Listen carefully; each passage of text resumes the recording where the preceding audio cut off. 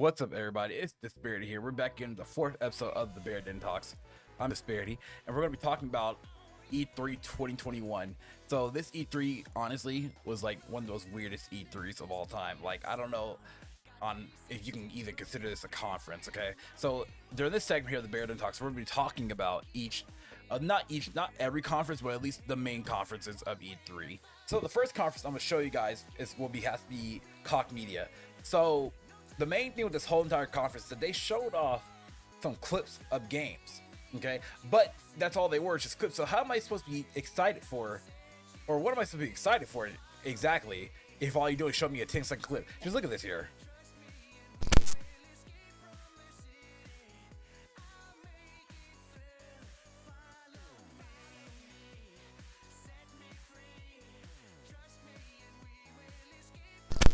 Like, ready for what? I didn't see anything really.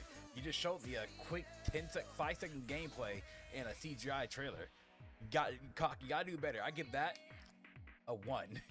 Look at this next clip here. I think it's a game that's called Dolmen. I mean, it looks interesting, but again, how am I supposed to be hyped for it when we didn't really see anything for it?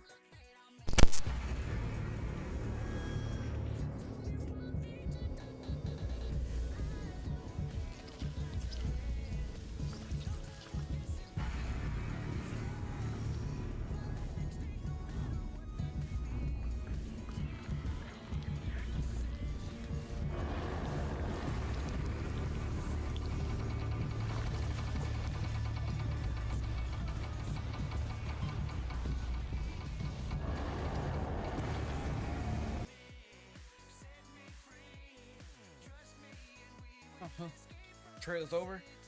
Oh, I almost forgot. Was this E3 or was this? Did we see the gameplay? Oh no, I don't think so. Like I said, Dolmen, another game that looks very interesting. It just doesn't really show me anything. Like, what am I supposed to be excited for? I mean, the devs they did say that they got a lot of inspiration from Dark Souls, so I'm really interested to see what's gonna happen with it. But like at the same time, it just felt really off. I need to see gameplay. I can't get pumped up for your game if I don't see gameplay.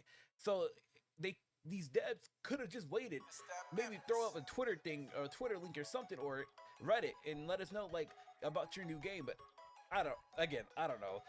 And also with Dolmen, I would like to give it a 2 snaps, 2 out of 5, because they at least show some gameplay to it. I mean, they didn't lead us high and dry, I'll tell you that.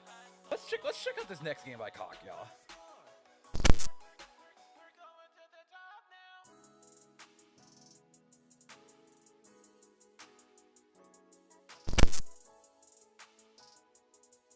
Okay, now King's Bounty 3 looked fairly interesting. Now, I might be kind of biased on this, I will admit, okay? I'm a sucker for high fantasy. Now, I never played the King's Bounty series, but I am willing to get into it. Okay, so we're going to go ahead and move away a little bit from Koch Media, and we're going to go ahead and jump right on in to Microsoft's conference. Now, I would like to that Microsoft's conference is actually pretty delightful. I mean, it kind of showed us things that we kind of already knew about, but also they showed us actual gameplay. You know, they showed us things that we can definitely be excited for. And I would say, like, I give Microsoft E3 4 out of 5, honestly. They did very, very well. You know, they showed us Halo, Stalker, a lot of good games, you know. Let's take a quick sneak peek of these games here to show you what I mean. So as you see here, we have Starfield. Starfield, we've known about since about around 2018, which all they showed was really just like a planet or whatnot. And as a small description of Starfield, what we're seeing right here is that it's a steampunk. I wouldn't call it steampunk, really. They call it NASA punk, Skyrim in space, I guess. And so far, as a sci-fi person, I would like to say that the game looks freaking gorgeous. I mean, CG trailer, but so far it still looks great. So I'm really hoping that the gameplay feels smooth and great. And also the best part about this is that this is on the Creation 2 engine, which is what they heavily needed. But you guys definitely let me know what you guys think in the comment section of what you guys believe what Starfield's going to be about and how the gameplay is. Because so far, it piqued my interest because again, I'm a big say what's this about. Now here we have a new game within the Stalker series. Now, personally, me, I have never played Stalker yet or before, but I've seen plenty of my friends play it, and so far, it gives me that Metro Exodus feeling. And the gameplay or the graphics look gorgeous because at least in E3 they showed off some gameplay to this game, and I'm happy about that because we got less gameplay from other conferences. But so far, Stalker looks great. I mean, just look at it here. Look at it. The gameplay looks fluid, modifications, attachments and stuff, which is quite nice. And so at least they showed us something. And this is in engine, and not. I mean, yes, it's scripted, but it's in engine. So I give them that. So I'm really hoping that the Stalker series is going to really kick forward, and hopefully it's successful. Now I hope on PC it doesn't become a Epic Games exclusive. I'm putting that down there now. So I'm gonna give this a round of applause. So I hope that the devs keep doing what they're doing and keep excelling at this game. And once again, everything about it looks gorgeous so far. We got some gameplay looks, we got some in-betweens, we got the graphical effects. So I'm really excited for Stalker 2, and I think I'm going to enjoy it. I mean, I like these survival kind of games. It's post-apocalyptic kind of games. So hopefully this will pique my excitement, honestly. Now, once again, they show us something that we already pretty much already know, and also played the beta of, which is Back 4 Blood, which is fine. Back 4 Blood, the game was great. I enjoyed the beta. The beta was kind of hard, but that is our Left 4 Dead kind of game in this new age. So I hope that it really pops off the way it should, and that they don't focus too much on microtransactions. But so far, the game looks great. Let's go move over to the next game. Honestly, this is it. There's nothing to see here. Next game.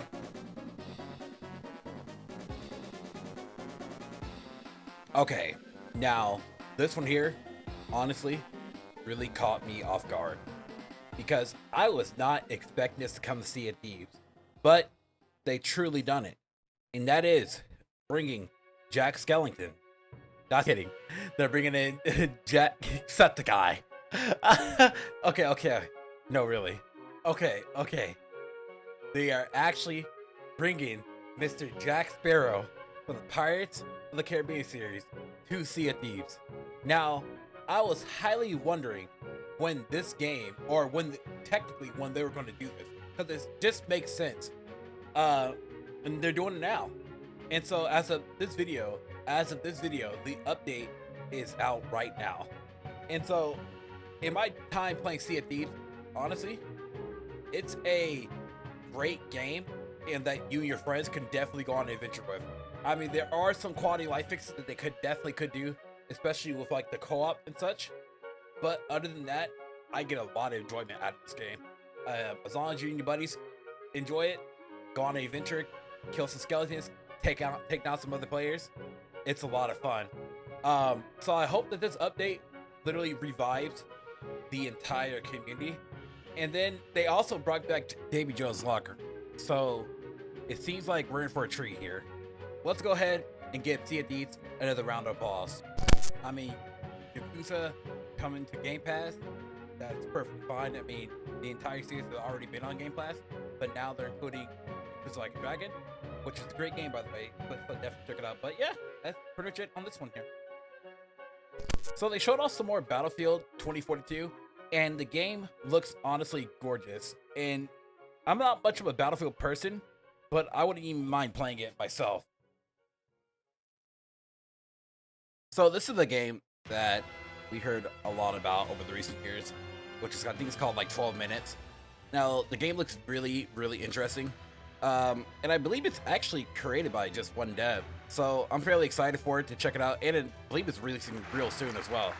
So it's going to be pretty amazing to see what this is about. And now we have Psychonauts 2, which I heard a lot of good things about Psychonauts. I haven't played the first one myself, but I believe that I should definitely give the first one a try in order to check this one out.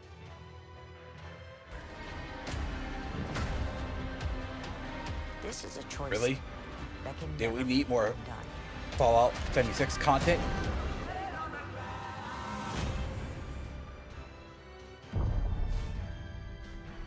What the hell was that? Expedition Squad Delta, report, over. Squad Delta, what's going on out there? Come on, this isn't funny. No, you can hear me.